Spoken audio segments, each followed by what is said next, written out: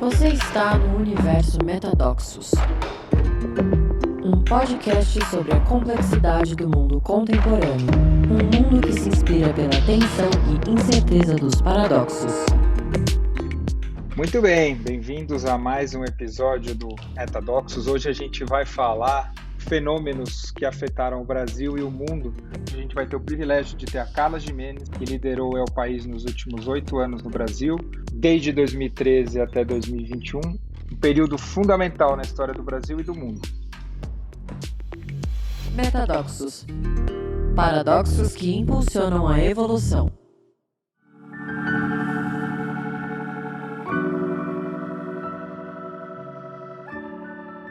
Carla, bem-vinda.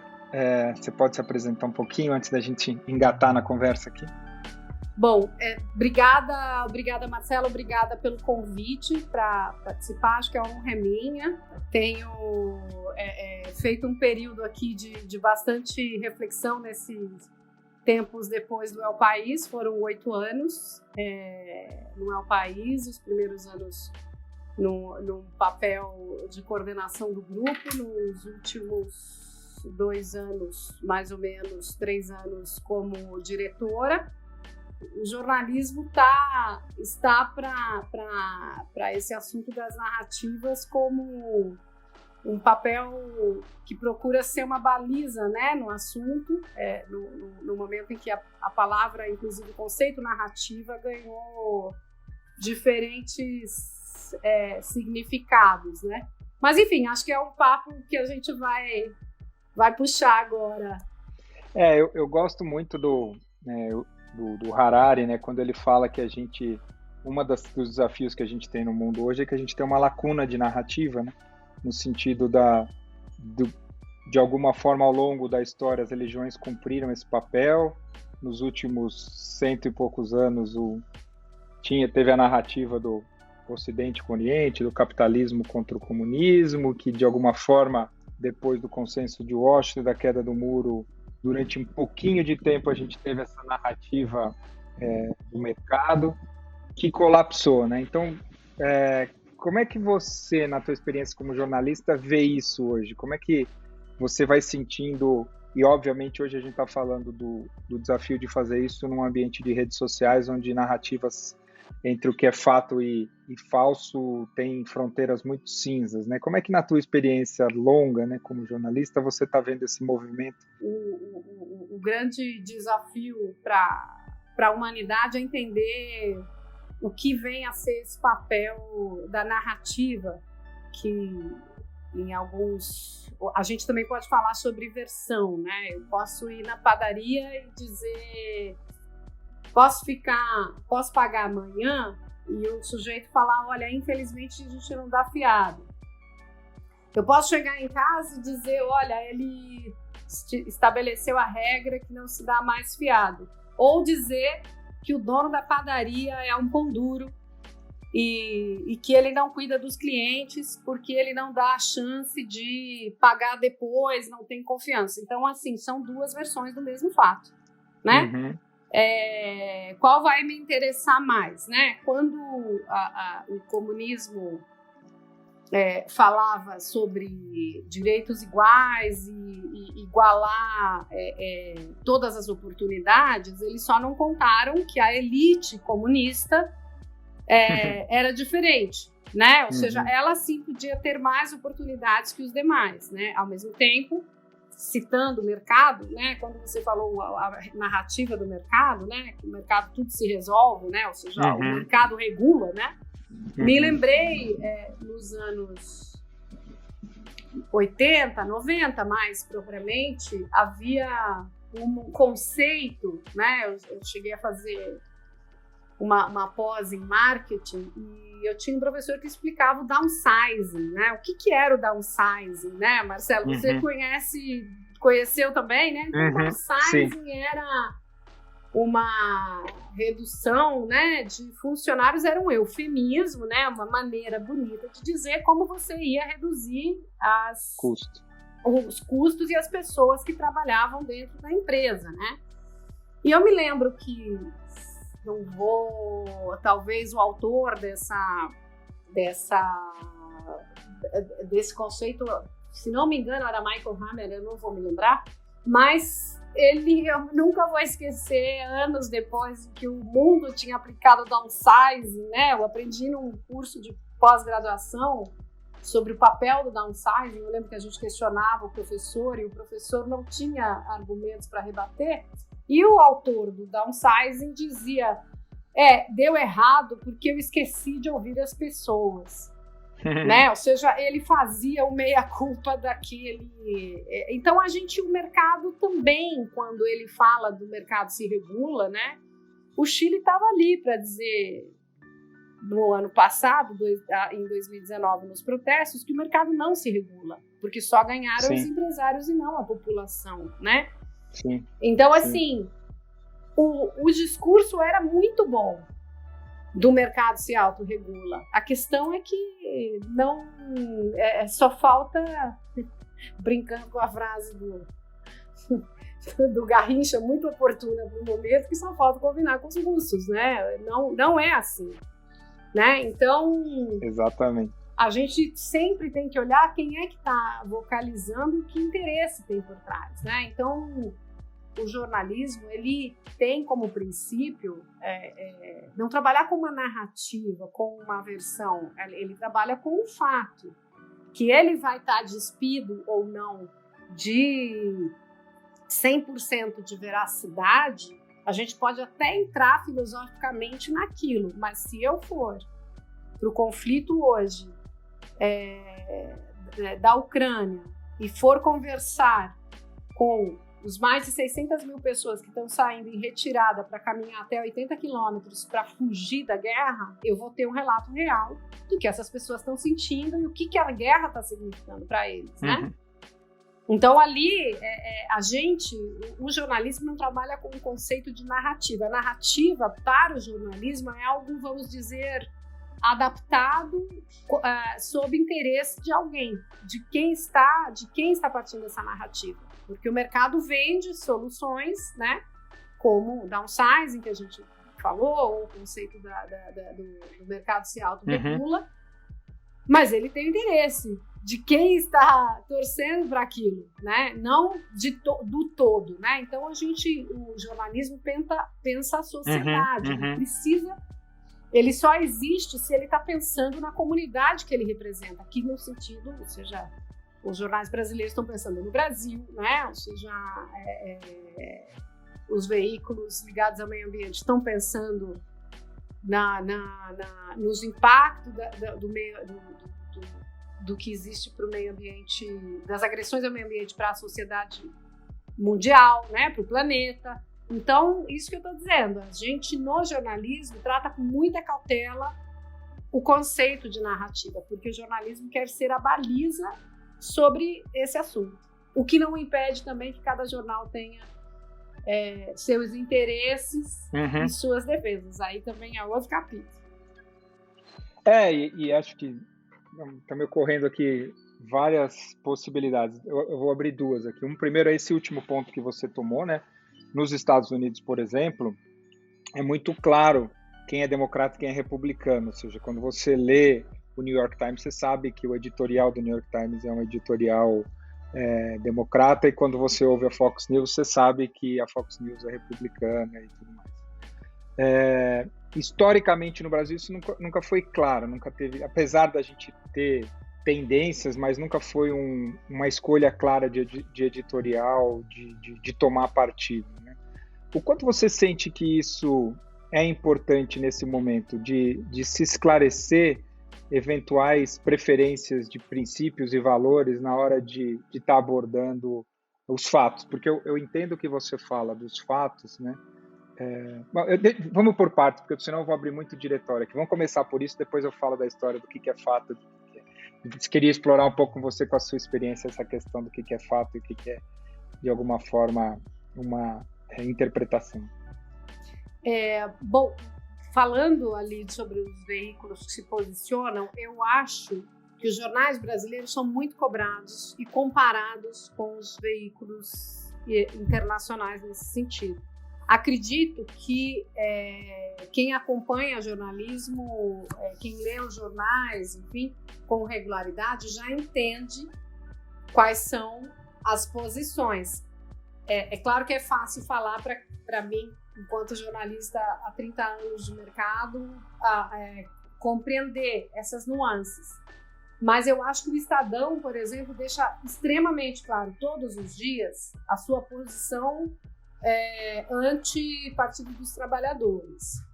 A Folha é muito fiel à sua pluralidade, ainda que essa pluralidade fira questões sociais básicas num país de maioria negra, né? Ou seja, obviamente que eu estou me referindo àquele artigo do racismo reverso, que, no meu entender, é algo que vai pesar para a Folha de São Paulo para o resto da sua existência, tal como a ditadura, né? O conceito de ditadura, que foi tratado como se a ditadura no Brasil tivesse sido leve, num conceito muito questionável, né? Mas, vamos lá. Ali a gente pode falar de narrativa e de versões. A gente está falando do editorial, que é a posição de um jornal, né? O Globo tem uma postura também plural, vamos dizer assim, muito embora o plural, a gente está falando de um conceito bastante complicado que já há muitos anos, e eu senti isso quando eu estava no El País, quando a gente chegou, quando o El País chegou, especialmente em 2013, da dificuldade ou da resistência, melhor dizer, dos jornais brasileiros em sair de um modelo, de um desenho social do século XX. Estamos falando de jornais que interpretam... É sempre a economia que puxa o veículo, ou seja, mais importante para os jornais é o status se o juro subiu ou desceu, vai ser mais manchete do que uma chacina no Rio. Uhum. Isso estou falando baseado em dados reais, né? Ou seja, em fatos reais, né? Ou seja, do dia que sobe, você olha a capa e você vê o peso que as coisas têm, né? A gente vai passar para uma outra, porque eu estou primeiro comentando as questões políticas. E eu parto de um problema que é uma crise que eu enxergo no jornalismo brasileiro, que a gente não parte de valores humanos. Sem dúvida. Uhum. Sabe? Então eles ainda têm a cabeça do mercado do século XX, não atrelado a um século XXI em que você já deu errado o mercado autorregulando, né? O mercado já... As chacinas no Rio só vão se sofisticando mais. E esse problema não é resolvido, mas o juro está funcionando. Mas, sabe, o risco do país está baixo. Mas quem vai trabalhar? Né? Então, a gente passa por um critério que os jornais internacionais estão mais resolvidos nesse sentido. Acho que nesse sentido a gente passa por uma crise de valores profundos no Brasil, que obviamente perpassa a imprensa brasileira. Prova disso é que os números, claro que a gente está numa crise, uma pandemia, etc., mas que os números continuam sempre os mesmos. Você alija um leitor que já está no século XXI, né? Deixa eu explorar isso com você, talvez agora indo porque eu concordo plenamente com o que você está trazendo, até da minha experiência como leitor, eu não tenho experiência como jornalista, e de transformar o jornalismo com um desafio contemporâneo. Então, eu queria te trazer duas coisas. Primeiro, a tua experiência do El País, né? E é interessante que você começa no El País em 2013. Junho de 2013 é um momento muito importante para o Brasil, e que naquele momento existe aquela euforia pelos movimentos sociais, ninguém entende direito o que está acontecendo. E o que acaba acontecendo no Brasil é muito similar ao que aconteceu pós-Occupy Wall Street, pós-Primavera Árabe, que é você ter um movimento social muito forte e o que vem depois piora ao invés de melhorar. A gente trabalha muito com o conceito de complexidade aqui no podcast, nas coisas que a gente faz, e essa diferença entre o caos e a complexidade, né? Então esses movimentos são caóticos porque eles são inesperados eles movimentam uma enorme quantidade de energia, desestruturam coisas, mas quando eles assentam num lugar pior do que estava antes. E você, então, foi protagonista, né, do teu lugar do El País, de acompanhar 2013 a 2022. Eu acho que esse é um lugar privilegiado. E assistiu, nesse tempo, a emergência de fake news, rede social e desse embolhamento que meio que já existia naquele momento, né? Tanto que a Primavera Árabe foi chamada a revolução do Facebook, né? E o Facebook está se tornando obsoleto, agora parece uma piada, tão pouco tempo, né? Desse seu lugar de jornalista, e aí tendo aqui já reconhecendo meu viés, né? Eu acompanhei boa parte, eu fui assinante do El País, era uma das coisas que eu lia diariamente, porque tinha um olhar muito diferente de tudo que estava acontecendo, né? Como é que foi essa experiência de acompanhar esse período e esse período tão importante da nossa história, que talvez daqui 50 anos a gente vai estar olhando e falando, olha o que aconteceu aqui nesses 10 anos. Né? Eu gosto de contar a origem do El País, porque passa exatamente pelo que você está comentando, né? Ou seja, ele não nasceu em 2013 à toa. Em junho de 2013, o El País na Espanha, o El País aqui no Brasil ainda não existia. Em junho de 2013, eu estava na Isto É.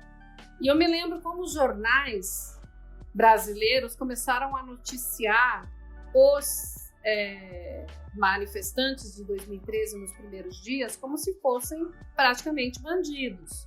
Apareceu os Black Blocs junto com os manifestantes, né?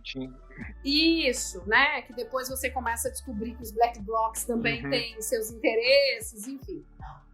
O fato é que aconteceu uma coisa, teve que acontecer uma infelicidade para haver pelo menos uma quebra do primeiro, ou seja, a primeira posição foi, olha, eles estão aqui fazendo baderna. Né? Houve um dia que uma jornalista da Folha foi acertada no olho.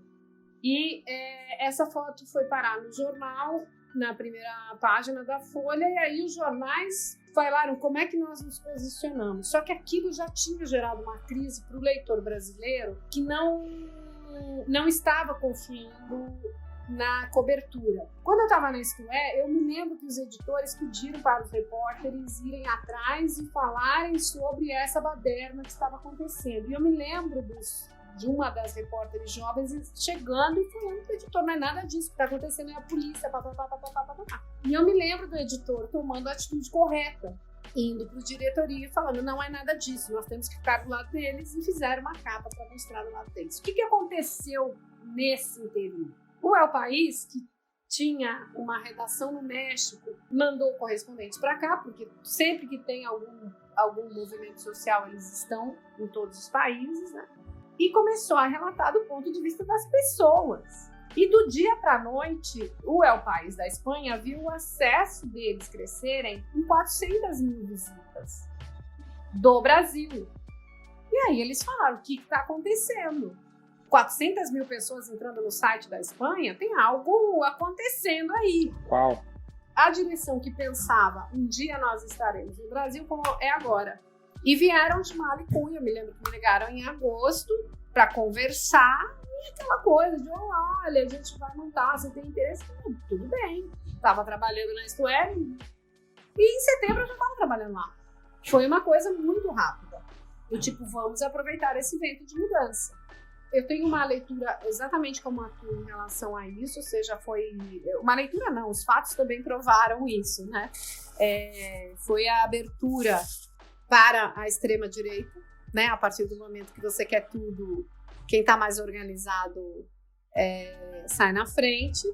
O Bolsonaro criou o perfil dele nas redes sociais e, sim, em julho de 2013, foi na sequência. Não vou me precisar se era julho, mas ele, não só ele, ou seja, toda a força política dele entendeu que ali era a hora. A gente vinha de 13 anos do Partido dos Trabalhadores. Então, assim, os movimentos de direita, principalmente de extrema-direita, a extrema-direita já estava monitorando todos esses movimentos sociais e falando como que a gente capitaliza pra gente. Ao mesmo tempo, eu acho, enquanto cidadãos, nós fizemos um PhD em política. Eu ainda não trabalhava no meu país, eu fui em junho de 2013 e me senti confortável de falar, finalmente o Brasil acordou para protestar, como acontece na Argentina, como acontece no Chile, como acontece no Peru, né, na Bolívia. Mas a direita teve muito mais força nesse sentido, ou seja, os movimentos que trouxeram ao poder os militares de volta, do que os movimentos... não é nem os movimentos sociais, do que as forças políticas progressistas, né, que se desorganizaram. Os movimentos sociais, por outro lado, de 2013 para cá, não por junho de 2013, mas por um amadurecimento, cresceram e ganharam força. Nós estamos num período que está passando o Big Brother Brasil. 10 anos atrás havia uma travesti que foi ridicularizada o tempo todo, foi a primeira eliminada e teve uma capa de um jornal popular que a chamava de, sei lá, fez alguma brincadeira tosca. E hoje a gente tem a Linda Quebrada ficando e com chances de ser campeã. Alguma coisa aconteceu no Brasil nos últimos 9 anos. Tem uma coisa muito interessante que quem estudou um pouco 2013 sabe, que é um fato, isso já está em documentário, em livro, em artigos, né? Que dentro de 2013 tudo começou pelos 30 centavos, houve um deslumbramento, uma euforia com, nossa, todos estamos no mesmo barco, queremos mais educação, mais saúde, etc.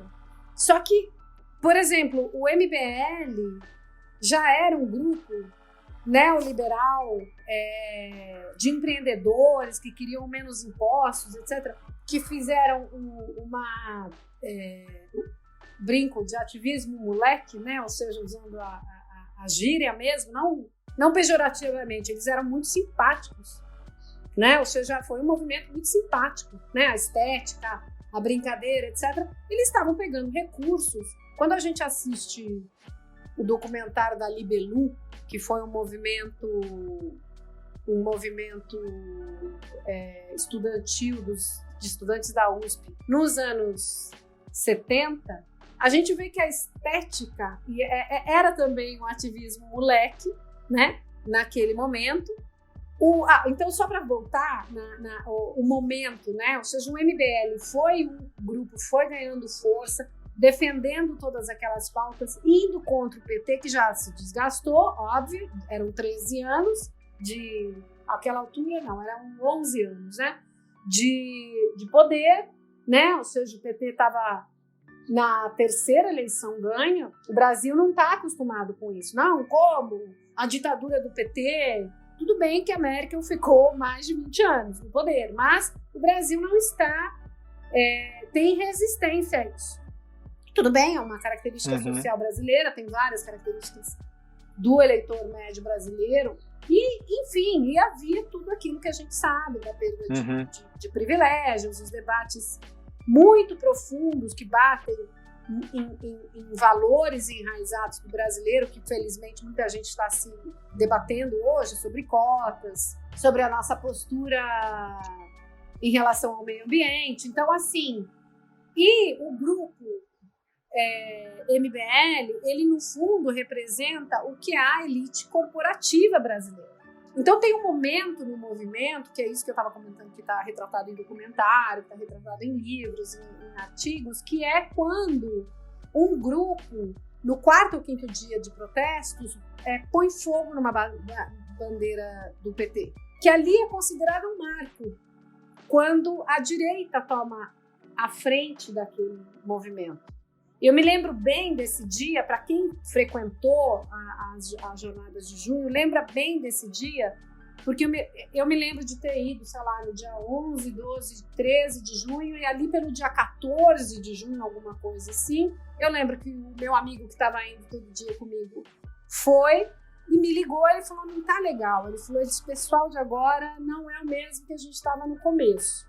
Estão defendendo coisas que eu não acho muito... Não era questão do PT, mas a maneira como eles estavam se colocando era um pouco mais agressiva essa coisa de xingar, ou seja, ali já começava aquela hostilização antipetista agressiva, né? Ou seja, nós brasileiros, acho que a Gabi é mais nova, mas nós, Marcelo, somos um pouco mais velhos, a gente sempre sentou com os nossos amigos que não votavam nos mesmos partidos que a gente, isso nunca foi motivo de rompimento, de ruptura, né? Ou seja, tinha gente chamando a outra de corrupta porque votou no Partido dos Trabalhadores e o outro chamando o tucano de fascista porque queria falar em impeachment. Então, nós nunca partimos para esse nível de divisão tão, né? Então, assim, a narrativa, aí sim, a narrativa da direita, e principalmente da extrema-direita, a gente tem que deixar isso bem claro, porque quem comandou o Brasil é um problema muito sério quando você tem jornais brasileiros, o Bolsonaro para o mundo inteiro é extrema-direita. Só os jornais brasileiros é que não admitem que ele é de extrema-direita. Eles não citam. Nós sempre que escrevíamos matérias no país, o presidente de extrema-direita, Jair Bolsonaro, é um governo que não tem apreço à vida, que está junto com militares, que tem, ou seja, é só olhar com quem ele está alinhado agora nessa neutralidade. Na guerra da Ucrânia, com a Nicarágua, proto-ditador, Maduro, proto-ditador, um país que podem falar o que quiser, mas a população não tem poder. Voltando à narrativa, a extrema-direita tomou aquilo como a corrupção, e a corrupção do PT, e a corrupção do PT, e a corrupção do PT. Entra a Lava Jato na sequência. E aí começa uma narrativa, e aí sim eu posso chamar de narrativa, porque a gente acompanhou muito a Lava Jato desde o princípio. E uma das coisas que eu mais aprendi com a Lava Jato é a observar as confissões que eram feitas ali, as delações dos políticos, de quando tinha começado a corrupção. Me lembro do Pedro Correia, do PP, que falava assim, mas isso existe desde os anos 80, desde os anos 70. Todos os delatores falaram desde quando eles praticavam. Mas aí a gente tem um juiz naquela época e uma operação que foi falando da corrupção do PT. Claro, era o partido que estava no poder e etc. Mas que era uma coisa, é como se um padre ouvisse a confissão num colégio de todas as séries, da primeira, da segunda, da quinta, até o ensino médio, e quando ele vai relatar para a escola, ele fala assim, o sexto ano está cometendo crimes. A gente teve uma narrativa que nos leva aonde estamos hoje. A extrema-direita bateu na tecla dos políticos corruptos, jogou pela antipolítica, somos contra todos, isso eram os cartazes que tinha na época, né? Ou seja, então a extrema-direita jogou e os militares viram nisso a oportunidade de se colocar como os tutores da democracia brasileira, o que era uma falácia para quem tinha a referência da ditadura. Não havia uma escolha muito difícil, não era muito difícil. Tudo que a gente está vivendo hoje, a gente viveu na ditadura em outra forma. Essa é um governo autoritário moderno que foi eleito, chegou ao poder com o apoio da sociedade, como aconteceu na ditadura. A ditadura também a elite apoiou, a classe média também apoiou. O caos é um caldo oportuno para a reconfiguração dos personagens, dos players, né? Ou seja, quando você... É a história da Primavera Árabe, né? Que também passa pela nossa falta de exercício cidadão. Eu fui lá antes da pandemia, no final de 2019, começo de 2020, você falava com ricos e pobres e todos falavam a mesma coisa. Eles realmente queriam um fim dessa cara de país modelo para o mundo. Fomos o laboratório do neoliberalismo. Esqueci um artigo, uma reportagem de um correspondente do El País lá do Chile que falou, né?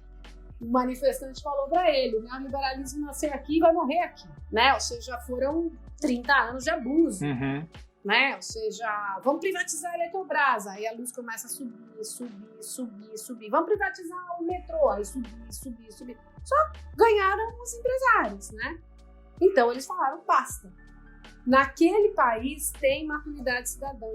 Por isso que eles conseguiram. Eles só saíram da rua quando falaram, nós vamos reescrever a Constituição com os nossos olhos, os olhos do povo chileno. Então, assim, o Brasil carece de uma educação cidadã que pense o coletivo, o que é um grande desafio para um país tão grande, né? O Chile tem 18, 20 milhões de pessoas, nós temos 213. Esse fenômeno da extrema-direita no Brasil não é localizado, ele aconteceu em vários lugares do mundo, né? Se a gente lembrar, 2013, quando estavam acontecendo os movimentos sociais no Brasil, Obama estava no poder nos Estados Unidos, né? Sendo que é um fenômeno muito forte também, que tinha uma esperança, né, de uma democracia como os Estados Unidos eleger um negro pela primeira vez para presidente. Tem um movimento de expansão no mundo e não tem a menor dúvida que nos trouxe até aqui para a Liz da Quebrada tá com a possibilidade de ganhar o BBB. A gente, pela primeira vez, né, o fato da gente ter tido política de cotas nos primeiros anos do governo Lula, hoje a gente tem lideranças entre 20 e 25 anos negras que têm voz, ou seja, tem muita coisa importante que aconteceu, mas tem uma hipótese, eu queria ver como é que você sente, que é o fato da gente ter impulsionado as políticas de afirmação, criou um efeito rebote, um efeito colateral, que não contemplou a perspectiva do cidadão de classe... Então, para falar do cara do Alabama nos Estados Unidos, que tem emprego, para falar do cara do interior de São Paulo, que é muito parecido, ou seja, de alguma forma, essa lacuna da política de afirmação, não ter contemplado essas pessoas, e aconteceu na Hungria, e aconteceu na Turquia, aconteceu na Índia, aconteceu... Né? Então, ele é também um fenômeno global, né? Como é que, do lugar onde você esteve no seu país, você vê esse meta-movimento tendo acontecido, que deu espaço para movimentos de ultradireita e ultradireita radical em vários países? Quando você olha para o parlamento dos principais países europeus, aumentou a quantidade de cadeiras, graças a Deus nenhum deles está no poder, mas aumentou a quantidade de cadeiras dos partidos de extrema-direita na Alemanha, na França, na Itália. Na Espanha. E teve um primeiro-ministro italiano bastante bem de extrema-direita. Ou seja, como é que desse lugar onde você estava no país, você foi vendo esse movimento acontecer também? Eu acho essa tua pergunta extremamente interessante por 2 pontos. Tinha um lema que um dos diretores que eu tive, que a gente falava assim, vamos contar o Brasil para o mundo e o mundo para o Brasil, né? O Brasil não se enxerga no mundo. O Brasil jura que está atrelado aos Estados Unidos e que ele não é latino-americano. Isso eu acho que todos nós já sentimos em algum momento, mas isso é o que dificulta para o Brasil entender que ele não está sozinho, que isso estava acontecendo na Espanha, na Turquia, e todos com a mesma lógica. Eu acho que você colocou uma questão extremamente importante, que é o rebote. As políticas afirmativas, tem gente que realmente acha que negro tem que andar... Que não precisa. Tem que andar em elevador de serviço, que acha que é uma raça inferior. É muito difícil a gente admitir se tem alguma coisa, entre aspas, positiva, é a gente ter visto a cara real do preconceito no Brasil. Tem gente que acha que sustenta esse conceito de meritocracia, como se todos tivéssemos oportunidades iguais, o que não, isso é mentira, isso é uma narrativa, isso não é real, né? E tem gente que acha mesmo que índio tem que morrer. Eu ouço isso. Para que presta índio? Né? Nós não temos uma cultura cidadã que passa, inclusive, por isso. É que o índio não cobra nada para cuidar do maior recurso que o planeta precisa hoje. Nós é que devíamos estar pagando. Então, assim, eu nunca vou esquecer quando um amigo consultor ele viajava pelos 4 países do BRICS, né? E eu falava assim, nossa, eu falei, eu acho que a China tem tanto a nos oferecer em termos do conhecimento milenar, a história da Rússia, a história ou seja, do alto da minha ignorância, né, de entender recursos financeiros como uma força, né? Não, eu falei, o que o Brasil tem a oferecer a este grupo? Ele falava, meu Deus, ele tem o meio ambiente. Ele me falou isso nos anos 2000, né? Ou seja, ele falou, mas tem o meio ambiente. Ele falou, isso é rico. Ele falou, isso vale 2005. Ele falou, isso é muito mais valioso do que ouro em algumas escalas, né? Ou seja, eu não consigo parar de lembrar dele quando eu vejo que efetivamente, né, nós poderíamos estar politicamente muito mais fortes nesse sentido para ter voz. Mas voltando ao que você estava falando do crescimento dos movimentos de extrema-direita, sim, é uma reação mundial a esses avanços, inclusive o avanço feminino, sabe? Então, assim, você vê ressurgir o conservadorismo e o puritanismo nos Estados Unidos sobre a questão do aborto, que é uma questão profundamente complexa. Não é uma questão de isso, não é. Nem de certo e errado, né? Bem complexo. Exato. Então você tem uma reação profunda de querer submeter os negros a uma inferioridade que o século XX os manteve, porque por mais que tenha havido no século XIX os movimentos pela libertação ou pelo fim da escravidão, o século XX manteve ali. Você é livre, mas você está aqui. Outro dia eu estava lendo uma coisa que é super importante, isso que você está trazendo, né? Que é dentro dessa história de narrativas, a nossa capacidade de viver com incoerências profundas, né? Porque a Revolução Francesa acho que a Constituição americana e os pais da democracia americana, eles escrevem, né? E nasce aí nesse momento no século XIX a ideia de que todo mundo é igual perante a lei, ou seja, a gente escreve o negócio, só que o que a gente pratica como humanidade não é coerente com esses valores. Então levou 100 anos, está levando 100 anos e está longe de chegar lá ainda, entre o momento que a gente declara que todo mundo é igual, para a gente perceber que nem todo mundo é igual, né? Então só para falar desse dilema, e acho que esse dilema está muito presente hoje. Eu não sei se você viu, teve um jogador porque obviamente o mundo inteiro, né? A FIFA tirou todos os times da Rússia, nas artes, e teve um jogador no campeonato turco que se recusou a colocar uma camiseta questionando a guerra. Aí ele foi perguntado, ele falou, por que eu não vejo esse movimento acontecendo nas guerras que acontecem no Oriente Médio, que tem... Aliás, o Iêmen, por exemplo, dá para dizer que é um genocídio, assim, que aconteceu lá com vistas grossas dos Estados Unidos. Então, esse desafio, né, e aí de novo das narrativas, né, e de novo das minorias e de novo dos negros, né, é difícil não concordar que parte da comoção global com a guerra da Ucrânia tem a ver com os ucranianos serem todos loiros de olho azul, né? Porque... Não, isso está estampado. E é muito dolorido, né? Porque ao mesmo tempo são 500 mil pessoas como nós que estão tendo as vidas destruídas, mas tem milhões de pessoas com a vida destruída que passam invisível no nosso radar. Eu acho extremamente rico a gente abrir esse debate, mas lembrando o seguinte, o Brasil não se abre nem para o crime dos ativistas que acabou de acontecer no Nordeste, no Norte, né? Ou seja, pedem coerência nesse sentido, e o brasileiro não enxerga do outro lado da rua. Não, a gente não consegue... Eu moro do lado de um mercado que todos os dias está cheio de gente pedindo comida. Todos os dias. Quando eu converso com as pessoas, né? Outro dia estava entrando uma senhora falando, tem que expulsar eles dali. E eu tive uma reação automática. Eu falei, não. Eu falei, o Brasil está passando fome, a gente tem que ajudar. Eu falei, pelo amor de Deus, as pessoas só querem trabalhar, eles estão pedindo comprar bala para vender no farol. E aí, ontem eu tive que ir no mercado de novo, conversava com algumas pessoas que trabalham e falavam, não, é complicado, eles atrapalham, né? E eu falava assim, não vou negar, porque eles ficam em cima, uma coisa assim, é um assédio, mas ao mesmo tempo você fala, mas o que você vai fazer? Você vai fingir que você não está vendo aquilo? Né? E os funcionários acabavam concordando comigo. Eu falei, o que a gente faz? Eu falei, o que a gente faz? Eu falei, o que a gente faz? A gente ignora? E se tiver gente ali que está passando fome mesmo, com um filho em casa? E tem, né?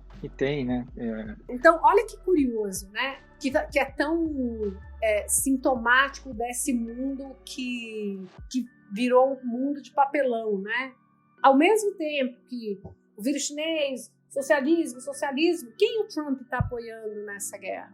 O Putin. Quem o Brasil está cheio de dedos para se posicionar?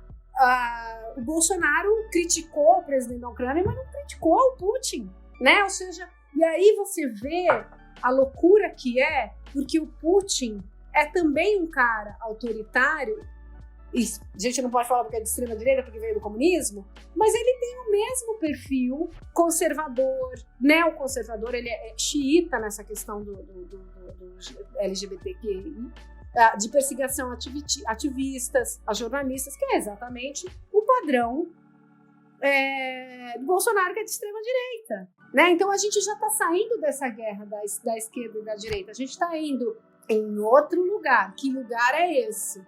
Você sabe que você está falando isso e eu acompanho um movimento que começou nos Estados Unidos, mas agora está ganhando referência global, que é ele chama Game B, né? Que é a ideia e toda a tese, e aí à medida que você vai falando isso vai ficando cada vez mais claro, né?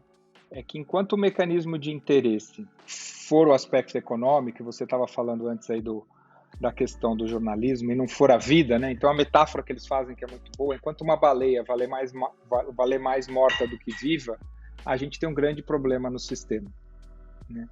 E que, portanto, e aí vai para este lugar aqui que é de onde a gente começou a narrativa. Qual é a narrativa que precisa emergir que muda o mecanismo de interesse? Porque quando a gente olha, por exemplo, a dificuldade até menos dificuldade do que se imaginava, que o Ocidente está tendo de impor sanção à Rússia. Por que está tendo dificuldade? Porque o mundo está interconectado, tem compra e venda com a Rússia, tem empresário russo que lavou dinheiro que está no Ocidente, que emprega, ou seja, existe uma complexidade, mas no fundo, o mecanismo de interesse é o mercado. O mecanismo que é quando você volta lá para uma coisa que você falou no comecinho do nosso papo, downsizing, né? A ideia de fazer mais barato em qualquer lugar levou o mundo inteiro a produzir na China. O que quando a gente viveu o problema do Covid, por exemplo, a gente sofreu o problema de abastecimento, que é seringa, respirador, era só a China que produzia, a gente não conseguia abastecer o mundo. Isso por quê? Por trás disso, o mecanismo de interesse ligado à questão econômica. Então, só para fechar, vou responder o que você está dizendo, voltando ao porquê esse crescimento da extrema-direita, né? A democracia, os progressistas, né, que queriam fim dos conflitos, mais poder para a mulher, mais inclusão, diversidade, é bonito na palavra. Entender o que é o racismo, o machismo estrutural é muito mais complicado. Não são questões que você coloca ali na nossa missão esta. A gente vê isso se reproduzindo nas empresas. Quantas empresas eu entrevistei, até antes de entrar no El País, empresas altamente femininas, porque vamos dar espaço. Quantas diretoras vocês têm? Uma. Qual é o board? 12. Vocês vão fazer planos? Não, a longo prazo. Então, assim, da palavra para a atitude tem uma longa distância, né? Então, a democracia e o sistema que tentou ser o sistema justo para que não chegássemos a extremos é muito falho. Eu acho que, para mim, enquanto indivíduo, enquanto cidadã, enquanto brasileira, eu senti uma frustração muito grande quando eu percebi, nos anos recentes, com tudo que nós estamos vivendo, é que eu estava satisfeita com a minha democracia, que está aqui no meu quarteirão, que está aqui no meu quadrilátero expandido de São Paulo. Quando eu vou para o El País, e eu vim, né, fiz toda a minha carreira em economia, e lá eu amplio a minha visão e começo a entender como as mortes acontecem na periferia, que é sempre o mesmo perfil, que é sempre a mesma argumentação da polícia, dizendo que houve troca de tiros para matar um jovem inocente negro, e que é exatamente o mesmo que acontecia, né, quando descobriram os abusos da Igreja Católica, que era sempre a mesma desculpa para mudar os padres de lugar, e a gente vive isso sistematicamente no Brasil. Você descobre, você acorda e diz, eu vivi em democracia, a periferia não. Que pena que eu acordei tarde demais, né? Mas teve que a gente ir para o precipício para entender. Então, este sistema atual é falho, e foram essas falhas, sem a oportunidade, sem ouvir as pessoas, ignorando as pessoas que não são loirinhas, né, de olhos claros da Zona Sul de São Paulo, do Rio, e aí, como jornalista, eu advogo o papel do jornalismo do Sudeste, né? Nós temos o crescimento de alguém que vai falar exatamente, chega de políticos, vamos tutelar a democracia, o que os militares se colocaram. Não é à toa que chegamos aqui. Muito bom, Carla. Vamos a gente indo para aquele pedaço que a gente conversou aqui mais em primeira pessoa, né? E acho que pode ajudar todo mundo, que aí falando de narrativas pessoais, uma das coisas que a gente trabalha e acredita, até porque tem evidência que vem da psicologia e da neurociência, que a nossa capacidade também individual de dar contexto e significado porque a gente passa tem a ver com as narrativas que a gente constrói sobre a gente mesmo, né? De onde a gente veio, o que está acontecendo com a gente, para onde a gente vai. E você, obviamente, né, depois aí do fechamento do El País, infelizmente, você está num momento de transição, né? E é interessante, você vai lá no seu perfil do LinkedIn, eu não sei exatamente o que está escrito, mas é muito interessante porque, tipo, estou fechado para balanço, né? Tô aqui refletindo, né? Então, como é que está sendo esse processo de terminar uma coisa, não ter uma clara e aprofundar? Eu gosto muito dessa ideia de honrar essa zona neutra, esse espaço entre, antes de ter pressa de se engajar com as coisas. Como é que está sendo essa experiência para você? Eu vou te dizer que esse processo, ele precisou acontecer naturalmente, porque foram 8 anos de El País. Eu não via a hora, eu não via... Eu quando entro num projeto que eu gosto e me identifico, e eu me identifiquei muito com El País, né, trazendo em que eles traziam valores humanos acima de qualquer coisa, eu mergulhei de cabeça, né? Só que depois de 8 anos e com um final abrupto, do jeito que foi muito doloroso esse fechamento da maneira como foi, porque nós ficamos sabendo praticamente junto com os leitores, não houve um preparo. Então, para mim, foi como o fim de um casamento. E de um casamento em que você continuava apaixonado e o outro trocou a fechadura do dia para a noite e você não estava sabendo que vocês estavam tão em crise assim. Você achava que era só um desentendimento.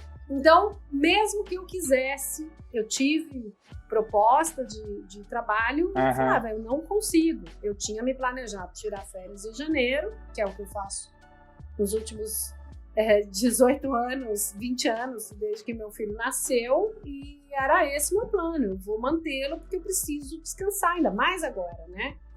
Foi um processo lento, que eu não queria ficar carregando mágoa nem ressentimento. Infelizmente, as empresas não são seres humanos, mas eu sou um ser humano e eu precisava cuidar dessa minha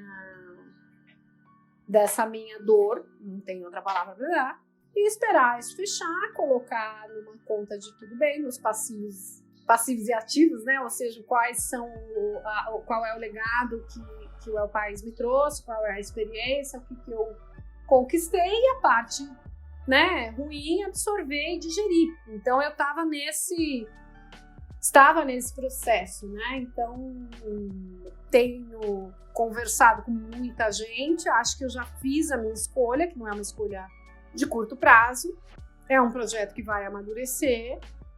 Eu preciso estar alinhada a mente e coração, né? Então eu estava esperando esse momento. Primeiro meu coração fechou ali para chorar minha mágoa, e depois, ouvindo todas as conversas que eu vim tendo, né? Natural, né? Houve uma comoção muito grande, uma viuvez, várias pessoas ligaram para saber, para oferecer e etc. E eu acho que nessas conversas, eu acho que eu estou aportando em alguma coisa que tem mais a ver comigo. Muito legal. A gente conversou um pouco, e na época que você esteve no canal RH, eu estava na DBM, a gente apoiei muitos executivos e também já tive minhas transições e tive que lamber minhas feridas de algumas demissões doloridas, né? Então, eu queria te dar os parabéns de você estar cuidando disso, porque, né? E tem até as evidências todas que mostram e a metáfora que você fez de viuvez é perfeita, porque emocionalmente é o mesmo tipo de ciclo de emoções de quando morre alguém querido, quando a gente sai de um trabalho querido. Então, reconhecer a raiva, a tristeza, a ansiedade, quer dizer, um conjunto de emoções, né, que tem a ver com o trabalho de uma pesquisadora chamada Elizabeth Kübler-Ross, chamado curva da perda, né? Tem um ciclo de emoções que a gente experimenta na perda e tem perda, né? Então, às vezes as pessoas com dificuldade de olhar para essa perda e de lamber as suas feridas tentam acelerar o processo de ir para a próxima e acabam levando essas emoções mal trabalhadas para o próximo passo. Queria te agradecer demais a presença aqui, adorei a nossa conversa. Queria pedir para você encerrar, talvez até dando dicas práticas para as pessoas, né, da tua experiência de jornalismo e com esses desafios da gente dar significado e quando a gente é bombardeado e sobrecarregado e muitas vezes dentro das nossas redes sociais os nossos vieses ficam reforçados, né? O que se sugere para as pessoas quando a gente está olhando para tudo que está acontecendo, para dar mais sentido e ter mais contato com a realidade, para poder formar perspectiva e ponto de vista? Bom, antes de nada, eu agradeço, adorei realmente a conversa, achei muito legal fazer toda essa revisita, vamos dizer assim, desses últimos anos.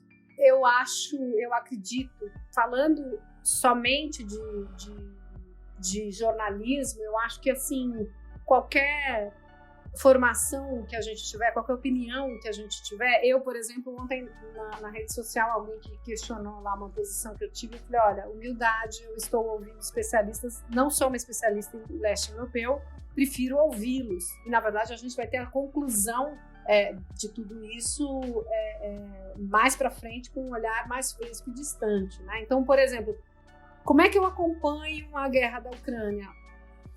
A gente tem um momento muito rico de aprendizado em todas as frentes. Se você entra no Twitter, existem professores especialistas do mundo inteiro em leste europeu ou em relações internacionais que vão explicando muito didaticamente como ler este momento, o que está acontecendo. A gente precisa se entender o que está acontecendo. Não podemos seguir o Não Olhe para Cima, né? O filme que falava, não olhem as notícias. O Ratinho fez isso com o público dele, que é lamentável, quando é a grande oportunidade que todos nós aprendamos de estar em jogo. Eu acredito que eu sobrevivi a todos esses anos em que eu fiquei extremamente triste. Nunca vou esquecer, em 2015, um protesto que você via gente pedindo a volta da ditadura, dos militares, e que eu conversei, a Eliane Brum era a colunista, e a gente se telefonou e comentou sobre aquele momento, o que a gente estava sentindo, né? A Eliane é uma humanista, ela mora na Amazônia, ela é uma mulher muito à frente do nosso tempo. Então a gente conversava sobre aquilo e eu lembro que naquela conversa eu falei para ela que eu ia me apegar às caixas de ressonância do que eu acreditava, da resistência, né? E assim, quando a gente olha, são coisas que eu falo e me arrepia, porque quando a gente pensa, o Brasil tem uma autoestima muito abalada, né? O Brasil tem uma autoestima, tem uma falta de conhecimento da sua própria identidade muito grande. E quando você se contrasta, né? Meu marido é cientista, e mesmo quando eu estava num país que eles me questionavam, mas quantas pessoas tem aí? Que eu falava o número de pessoas, eu falava, só? E vocês fazem tudo isso? Nossa! A nossa capacidade de resiliência, de reinvenção é muito enorme. A hora que o Brasil entender que é o nosso grande ativo para viradas de jogo, coletivamente, isso aqui não tem para ninguém, né? Então, eu penso que a gente está vivendo um momento muito triste. Sair de uma pandemia e cair numa guerra é muito triste, mas o que eu estava falando, quando o Bolsonaro foi eleito, foi muito bonito ver o movimento dos casais LGBTQI indo casar em cartório. Aumentaram os casamentos naquele momento, foi como um ato de resistência. Se você mudar a lei, a gente já está casado. Teve isso. Os ativistas de meio ambiente, os ativistas de direitos humanos, toda a humilhação que este pessoal viveu e está firme, continua ativando redes, com pouco recurso, com nada. O que nós fizemos com a vacinação, quantas pessoas a mais teriam morrido se nós que dissemos nós vamos nos manter, apesar de toda essa campanha nefasta que esse governo está fazendo contra a vacina, nós vamos nos vacinar e nos cuidar por que a gente quer e não porque o governo está mandando. A gente precisa se apegar a isso. A gente precisa entender que isso é muito mais forte do que essa força que quer nos esmagar, né? Então, acho que eu sou uma ativista, entre aspas, da verdade, eu sou uma ativista feminista, sou uma ativista dos direitos humanos, eu vou continuar, eu sou uma evangelizadora da civilização, eu tenho uma preocupação civilizatória, mesmo não estando trabalhando profissionalmente, eu tenho essa atitude nos meus meios, na minha comunicação pública, em qualquer evento que eu venha a participar, né? Então, acho que a gente não... Antes era somos todos um, era uma frase que parecia aquela coisa era uma frase de marketing que foi tida ali, principalmente na virada dos anos 2000, né? Ou seja, o milênio, o novo milênio, etc. Ele é real. Nós temos um caminho que está muito curto. Qual personagem é você nessa história? Né? Naquele desenho, os Roots, né? Como é que chamava aquela família, né? Que tá na caverna, que não quer sair, que se deixa levar por aquele menino para uma outra mundo, deixa as cavernas, deixa os dinossauros. Então a gente está no momento assim, por mais que queiram fingir que não existe esse momento, ele está, nós estamos. Ontem saiu um relatório, ontem ou antes, no final da semana passada, sobre... O IPCC. Exatamente. Então, assim, não é uma brincadeira, não é uma frase feita, é real. Isso não é narrativa, isso é real. Muito legal, Carla, que continuemos nesse ativismo a serviço da vida. Exatamente. E a gente agradece mais um episódio aqui, espero para todo mundo que tenha curtido. A gente tem a ideia do metadoxos, de que todo mundo está certo até certo ponto, que é a perspectiva de incluir as múltiplas perspectivas e pontos de vista para que a gente vá construindo de forma consistente, ou pelo menos de forma coerente, a nossa visão de mundo.